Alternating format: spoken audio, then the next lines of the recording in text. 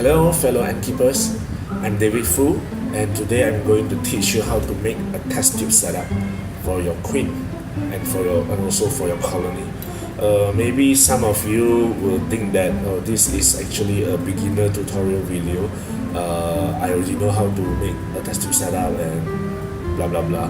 But let me tell you one thing, that this test tube setup that you see here is not an ordinary test tube setup that you usually make with cotton. So this is with something else, something different, and I'm sure that you will benefit from it. Let's get started.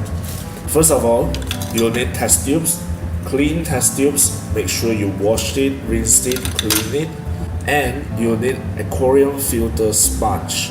Okay, so these are basically sponge. It is literally aquarium filtering sponge. Alright, bio sponge mat. So I got this for 1 ringgit and 30 cents from a shop. So it's actually very cheap, used for filtering water in aquarium. It is very good. Why I say it's good is because first, it doesn't absorb water, but good in holding water. So like in this test tube setup, I fill up the water to here, and then I put this sponge in and straight to the end. So because it doesn't absorb water, that's why it will never mold. It can be recycled, reused, as long as it is clean. So I've used this sponge for my Carabera diversa.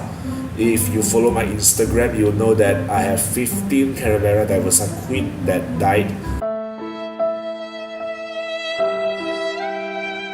And from those test tube setup, I reuse this sponge, but of course I will leave it to dry and most probably heat it up under the sun, put it under the sun, so that make sure all the bacteria, or maybe just in case any parasitic worms are actually in it, because most of my Carabera diversa queen died out of parasitic worms infestation.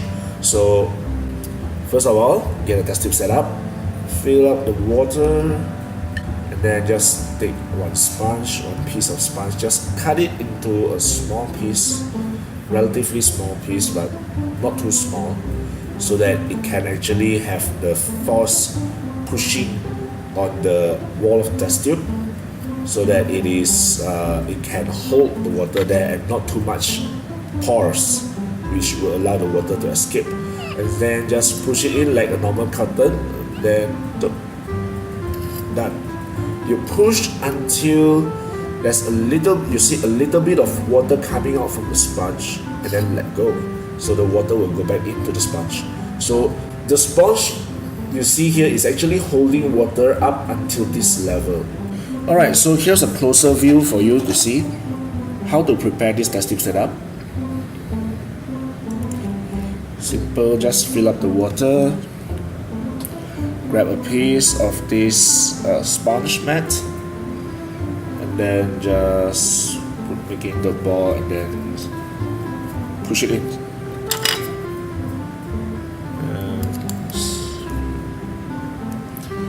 So from here, you can see that the water level is actually only in the middle. So keep pushing until you see the water actually come out a little bit, like this. I don't think you can see it. Can you see it? No, you can't see it. Right, but you know what I mean when you do it. You push and you see a little bit of water. Yes, there's a little bit of water here, you see? Right, the water is coming out, then release. So once you release, this area is full with water, and yep, water doesn't flow out. One disadvantage of this is that if you hold the end of this test tube here and you shake, the water will come out. So never shake your test tube. I wonder who will shake their test tube when their queen ants are in it. So here's an example of this test tube setup I used to house my Polyrhachis divus colony. This is the colony. They had been in this test tube setup for more than 3 months. Believe it or not, the sponge did not mold even a little. The water remains clean because the sponge doesn't mold, so the water doesn't get contaminated. So it is a very effective way of making a test tube setup which can last longer. This one here is an ordinary test tube setup that I use to house my Campanolos irritants. So as you can see that the cotton in the test tube setup molded and the water is becoming yellowish. You can see it more clearly under the white surface. Yes, you can see that it is yellowish and very dirty. This will actually harm your ants because your ants are drinking from it.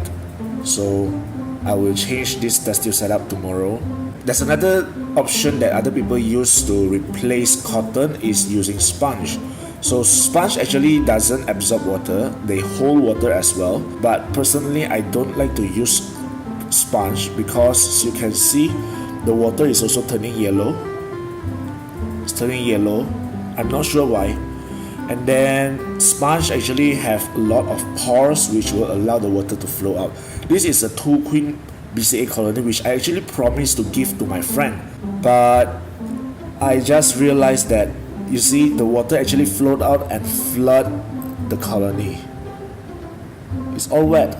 All these ants here are dead, but I'm not sure whether the queens are still alive. If the queens is still alive, I'll try to keep them for a little while longer.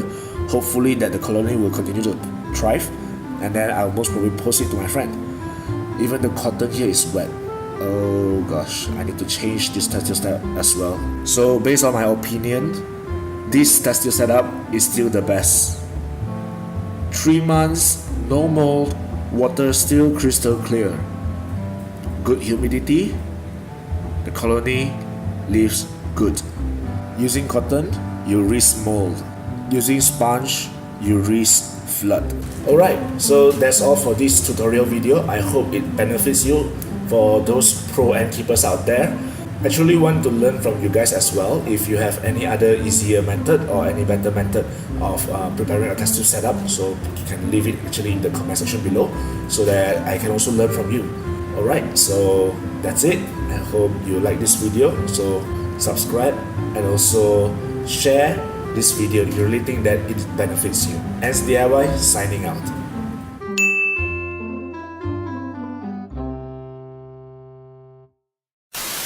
And then you need some aquarium filter. What is it called? This will actually